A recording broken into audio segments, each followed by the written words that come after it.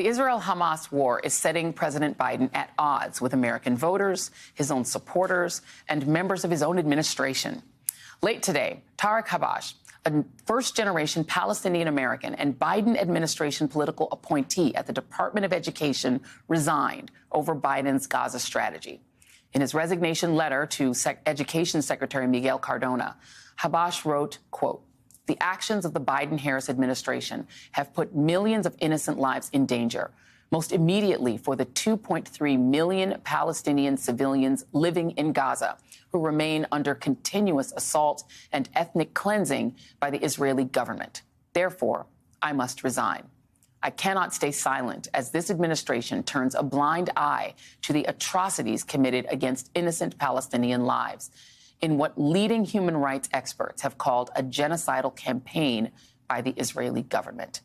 And joining me now for his first television interview since resigning late today is Tarek Habash, now a former Department of Education Special Assistant. Tarek, thank you for being here. Thank you so much for having me. So you started out on the Biden campaign as an idealist. Yeah. What was the final straw in saying, I can't stay here anymore? You know, Joy, I worked on the administration's agenda for the last 3 years. I volunteered on the campaign, helping shape the education policy agenda, and we've done a lot of really great work. Unfortunately, all of that great work has been completely overshadowed because of the president's complete unwillingness to demand an immediate and permanent ceasefire, and it is creating immense danger for millions of Palestinians in Gaza, but also for Americans here at home. Yeah, and you cited in your letter some of the sort of restatements of false information that have dehumanized Palestinians. That would include President Biden, who did repeat early on, you know, some things that turned out not to check out, that accused Palestinians of, or accused Hamas of, but also just saying he didn't believe the numbers of Palestinian dead, which the UN believes. How did that feel just as a Palestinian American to hear the president say, I don't believe it? I mean, it's heartbreaking. It hurts. It is a dehumanizing thing to hear from the president of the United States, someone who you worked so hard to campaign for and elect and support his policies, that, you know, your life is not valuable.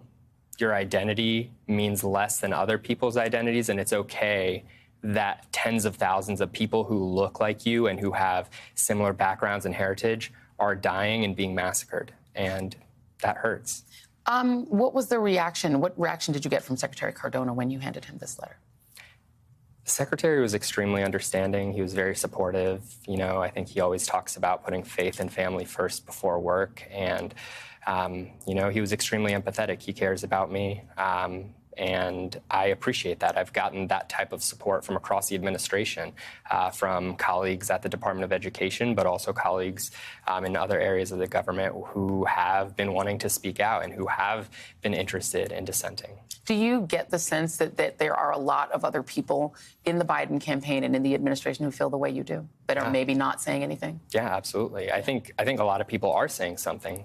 I think that we've seen hundreds of State Department officials sign on to numerous dissent cables that were leaked. We've seen USAID officials. We've seen White House staff. We've seen interns. We've seen hundreds of officials across the administration from dozens of agencies. This is a pretty commonly held position by a lot of the biggest supporters of the president, and the majority of American voters support a ceasefire, but the president's unwillingness to move on this policy is deafening, and it hurts. How do you square that? Because Biden really is the empathy guy, right? And empathy is kind of his superpower. It's the thing he's known for more than almost anything else.